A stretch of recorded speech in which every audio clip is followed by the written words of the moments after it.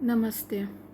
आजकल wrestling federation के president Brijbhushan Singh के खिलाफ कुश्ती पहलवान जो है धरना प्रदर्शन कर रहा है और कई राजनीतिक लोग उनको सपोर्ट कर रहे हैं। आप देख पाएंगे चंद्रशेखर रावण और भी कई नेता वहाँ पे जाते हैं और उनको सपोर्ट करते हैं। ये चीज़ एक राजनीतिक रंग भी ले रहा है और इसमें एक जातिगत रंग भी है। बृजभूषण सिंह राजपूत है, तो इसलिए ज़रूरी है कि हम अतीत में जाएं और गंदी राजनीति क्या क्या कर सकती है उस पर थोड़ा नज़र डालें। 80 के दशक में आपको पता होगा ब्राह्मण राजपूत लोगों का दबदबा था राजनीति में, और बाकी समाज के लोग जो है वो भी राजनीति में अपनी हिस्सेदारी चाह रहे थे, लेकिन वे सत्ता की सीढ़ी चढ़ नहीं पा रहे थे। कई सालों का जो राजनीतिक दबाव था ब्राह्मण राजपूतों का वो कुछ ज़्यादा ही था। तो उस समय काशीराम बहुजन समाज पार्टी का गठन करते हैं 1984 में, और 1992 में समाजवादी पार्टी का गठन करते हैं मुलायम सिंह यादव। 1993 में मुलायम सिंह यादव चीफ मिनिस्टर बनते हैं उत्तर प्रदेश के, और उनको बाहर से समर्थन देते हैं काशीराम। और 1994 में चीफ मिनिस्टर बनते ही मुलायम सिंह यादव फूलन देवी को जेल से रिहा कर देते हैं। उसके खिलाफ 48 केसेस को भी निरस्त कर देते हैं। तो इस चीज़ को अब हम अच्छे से समझते हैं मामला क्या रहा होगा। कहते हैं फूलन का बाल विवाह हो गया था और वो बहुत पीड़ित थी अपने ससुराल पक्ष से। वो वापस आ जाती है। उसका अपने रिश्तेदार अपने चाचा से भी ज़मीन लेके लड़ाई चल रहा था। उस दौरान उसके चाचा ने 1979 में उसके खिलाफ एक पुलिस स्टेशन में केस दर्ज किया और पुलिस वाले फूलन को उठाकर ले गए और उसको जेल में बंद रखा। उस दौरान उसका उत्पीड़न हुआ था पुलिस जेल में। फिर जब वो वापस आती है 1979 में, वो डकैतों के संपर्क में आने लगती है और वो बिहार में चले जाती है। कहते हैं कि बाबू गुजर नाम का कोई डकैत था जिसने उसका शोषण किया था और जिससे उसको विक्रम मल्ला ने बचाया और बाबू गुजर को गोली दाग दिया। और विक्रम मल्ला और फूलन फिर उस गैंग के सर्वेसर्वा बन गए। फिर लाला राम और श्री राम के साथ, जो कि राजपूत थे, उनके साथ विक्रम मल्ला का कुछ अनबन हो रहा था। तब लाला राम श्री राम ने विक्रम मल्ला को मरवा दिया और छेदा सिंह नाम के एक व्यक्ति ने ना कि फूलन को उठवा के ले गए कानपुर के बहमई गांव में। उसे बंद रखा गया और उसको बहुत अत्याचार किया गया और अपमानित किया गया कई बार। अब आपने देखा दिल्ली की निर्भया केस में 4 लोगों ने बच्ची के साथ गलत किया था और उसकी मृत्यु हो गई, लेकिन फूलन को कई दिनों तक का बंद रखा गया और कई ठाकुरों ने न कि उसको साथ कई दिनों तक का किया, लेकिन वो जीवित रही और उसके ही जाति के किसी व्यक्ति ने उसको मदद किया और वो फिर से भाग आई बिहारों में। और यहाँ पे फिर से वो मिली मल्ला मानसिंह से और इन्होंने मिलकर फिर से अपना डकैती का गैंग शुरू किया। और ये 1981 के 14 फरवरी को गए वापस बहमई गांव और वहाँ पे 22 लोगों को खड़ा करके गोली से उड़ा दिया। 22 में से 19 ठाकुर थे, 2 धानुक और 1 मुसलमान।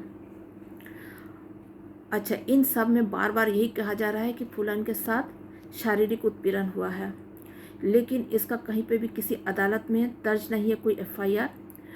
और ये एक पक्ष कह रहा उन्होंने कुछ किया नहीं है, दूसरा कह रहा है कि उनके साथ शोषण हुआ है, और इसे एक राजनीतिक मुद्दा बना के एक समाज का ध्रुवीकरण के लिए इस्तेमाल किया जा रहा है।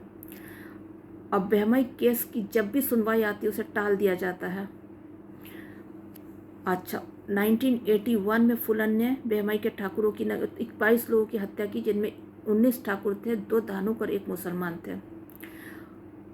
उसके बाद उन्होंने जब बहुत अच्छे से सोच समझ के यूपी में अगर सरेंडर करेगी तो यूपी के जेल में उनकी जान को खतरा हो सकता, उन्हें खतरा हो सकता, तो उन्होंने काफ़ी नेगोशिएशंस करके फिर भिंड में मध्य प्रदेश के मुख्यमंत्री अर्जुन सिंह के सामने सरेंडर किया 1983 में।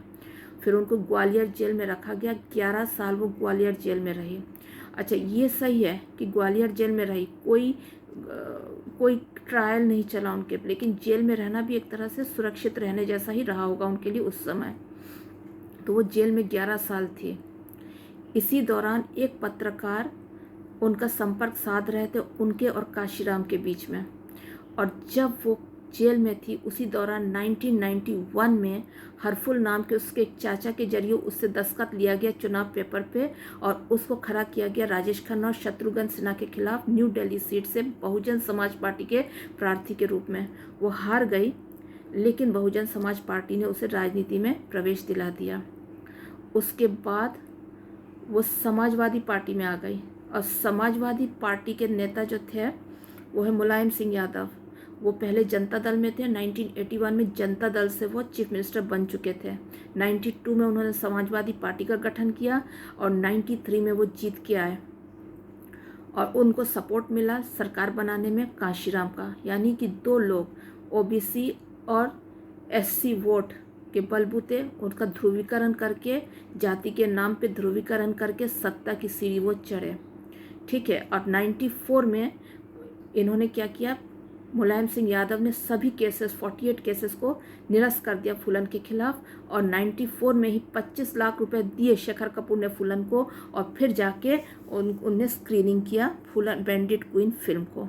और 96 में मुलायम सिंह यादव ने मिर्ज़ापुर से टिकट दिया फूलन को, और वो लोकसभा पहुंचे। मुझे ऐसा लगता है कि काशीराम और मुलायम सिंह यादव ने नारी उत्पीड़न और जातिगत आधार पर राजपूतों द्वारा मल्ला की बेटी के उत्पीड़न को इस्तेमाल किया सत्ता की सीढ़ी चढ़ने के लिए, और इसकी पृष्ठभूमि बहुत पहले से ही लिख दी गई थी।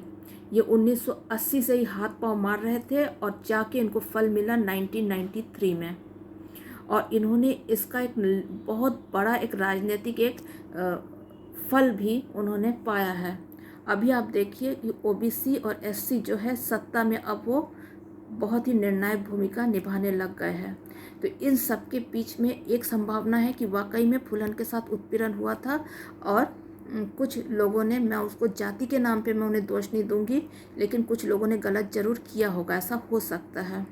और एक और संभावना है कि इनके बारे में झूठ बोला गया था और इसको इस्तेमाल किया गया जातिगत ध्रुवीकरण करके सत्ता की सीढ़ी चढ़ने के लिए, क्योंकि 21 ठाकुरों को वो बहमई में जाके उड़ा देगी, ये भी तो हो सकता है उसमें भय रहा होगा, उसको पीछे से किसी ने ताकत दिया कि तुम ऐसा कर लो, उसको सब जानकारी वगैरह भी दिया गया होगा, लॉजिस्टिक सपोर्ट दिया गया होगा, तब जाके वो 1981 में वो बहमई गांव में घुस के 22 लोगों की हत्या कर पाई थी। तो ये भी एक संभावना है। हमको पता ही है अच्छे से कि राजनेताओं का असामाजिक तत्वों के साथ पर्दे के पीछे साँठ-गाँठ रहता है, और ये अपने बहुत सारे गलत काम उनसे करवाते हैं, और जब इनका काम निकल जाता है तो वो उनको मरवा भी देते हैं, एनकाउंटर करवा दिया, किसी से हत्या करवा दे, सब कराते हैं। ये भी संभावना है कि 1981 का जो बहमई कांड हुआ था, इसमें हो सकता है कि कुछ राजनेताओं का हाथ रहा होगा, और फिर इसको एक मुद्दा बनाया गया और राजपूतों पे दोष दिया गया कि ये पिछड़ी महिलाओं का उत्पीड़न करते हैं, इसे एक मुद्दा बना के फिर ये सत्ता की सीढ़ी चढ़े हैं। इसकी संभावना से भी इनकार नहीं किया जा सकता है, क्योंकि बाद की घटनाएं आप देखिए कि मुलायम सिंह यादव इसके बलबूते ही चीफ मिनिस्टर बने। चीफ मिनिस्टर बनते ही साथ सारे केसेस वापस ले लिए, और ये भी देखिए कि काशीराम ने इसको अपना उम्मीदवार बनाया था 1991 में, और मुलायम सिंह यादव ने कैंडिडेट बनाया मिर्ज़ापुर से 1996 में। यानी कि इन्होंने इसका इस्तेमाल भी किया, पीछे से मदद भी किया, और लेकिन ये हुआ कि 1997 में फूलन के खिलाफ एक वारंट निकल आया था।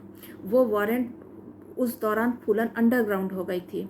बात यह हुआ था कि इन्होंने जो 48 केसेस निरस्त किए थे फूलन के खिलाफ, उसमें कोर्ट ने उसे खारिज कर दिया और बोला केस चलेंगे।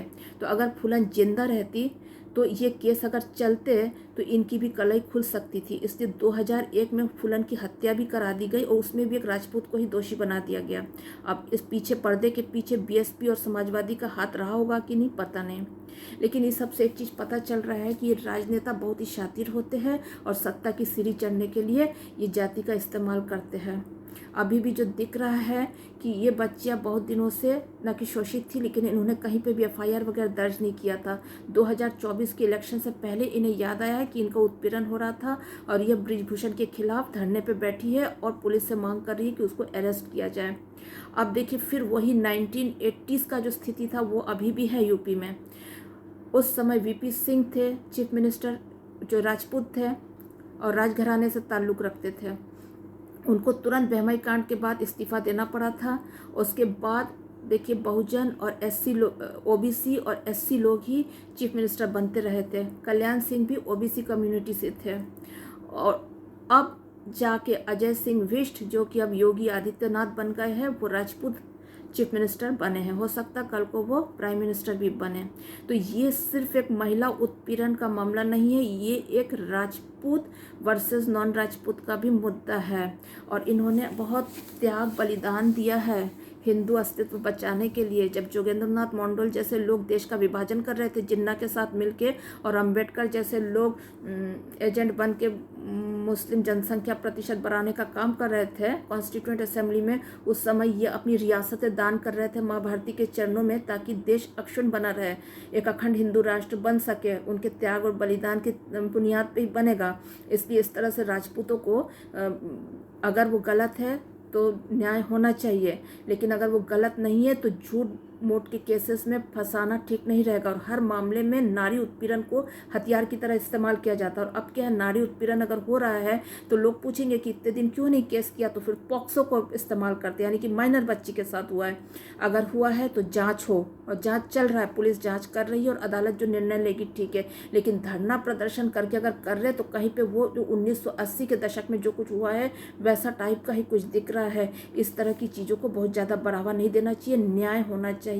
लेकिन नारी उत्पीड़न को हथियार की तरह इस्तेमाल करना और जातिगत तरीके से इस्तेमाल करना इस तरह से कि सत्ता की सीढ़ी चढ़ा जा सके या दोबारा सत्ता को वापस पाया जा सके और सत्ता को दोबारा राजपूत ब्राह्मणों के हाथ से, तथाकथित, मैं ये नहीं कह रही कोई है, लेकिन तथाकथित तौर पे ब्राह्मण राजपूतों के हाथ से छीन के वापस ओबीसी और दलितों के हाथ में दे देना, इस तरह की गंदी राजनीति भी सही नहीं है। इसलिए हमें गंदी राजनीति न करके राष्ट्र हित में, हिंदू राष्ट्र हित में बहुत ही नापातुला अप्रोच लेना चाहिए और अदालत में हमें भरोसा रखना चाहिए और कानून को अपना काम करने देना चाहिए। इस तरह से धरना प्रदर्शन करना और नारी उत्पीड़न को हथियार बना के चालबाजी करने गलत होगा।